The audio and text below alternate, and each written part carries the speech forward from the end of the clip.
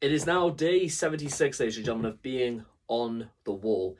And because somebody did leave a comment saying that they had no idea what the context of the video was or what exactly this whole series was about, I think to answer a few questions, I think we're going to have to take this all the way back to the very beginning. So, well, not too far back, but rather what inspired this little series. Okay, so for those that don't know, the story of the phrase being stuck on the wall, this is in relation to the age-old nursery rhyme of Humpty Dumpty who sat on a wall. However, the wall we are stuck on is much, much bigger.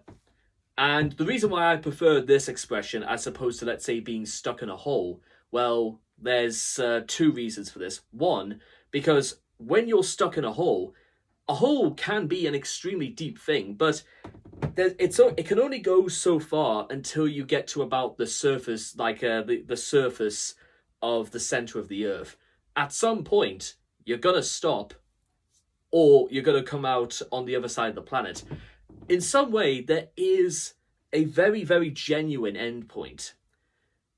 Being stuck on a wall, on the other hand, it can literally stretch to the very heavens.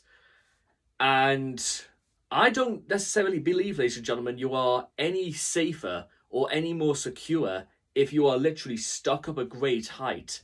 You can't even look down because there is nothing but blue and sky and clouds. You can't even see what the world looks like anymore. You have an idea of what the world looks like because you could sort of like gaze upwards and see that there's a little white dot of what used to be on the surface of the earth. But I also think, again, the opposite is true, especially for people like genuinely such as myself who suffer from megalomania. But what's more horrifying, ladies and gentlemen, about the thought of being stuck on a wall is, how do you get down? There's no ladder in the world that can be built. There isn't really any rescue service that can get you down. It's something you have got to do completely on your own. And the only way is down.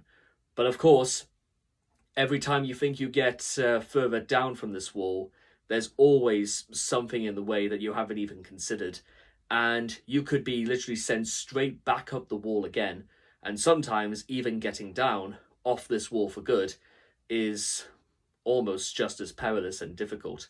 Sometimes there are days that go by where you think there's no way of actually getting off this at all.